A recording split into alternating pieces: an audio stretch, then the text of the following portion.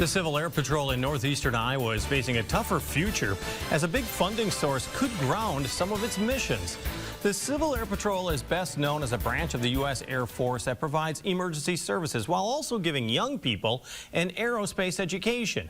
But KCRG TV9's Jackson Valenti tells us the Waterloo Squadron fears cutbacks at Deere & Company could clip its wings because its workers are big funders of the program.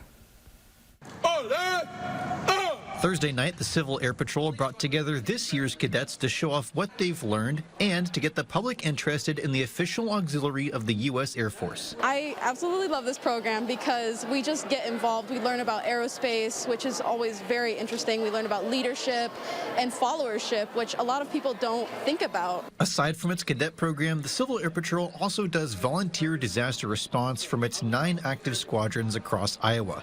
Blackhawk County's squadron commander says its education and volunteer programs get people interested in next steps. Well, the active duty military is having an extreme difficult time with recruiting, and so that's something where we're trying to help out to get more kids thinking about a military career. But Commander Green says one thing stands in the way: money.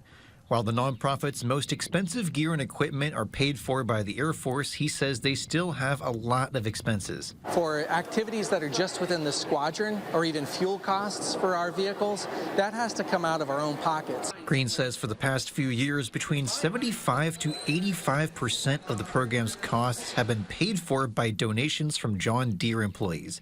But with recent Deere layoffs, that funding may not be available in the future.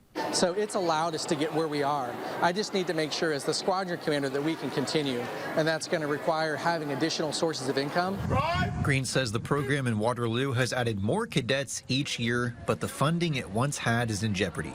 In Waterloo, Jackson Valenti, KCRG TV9 News.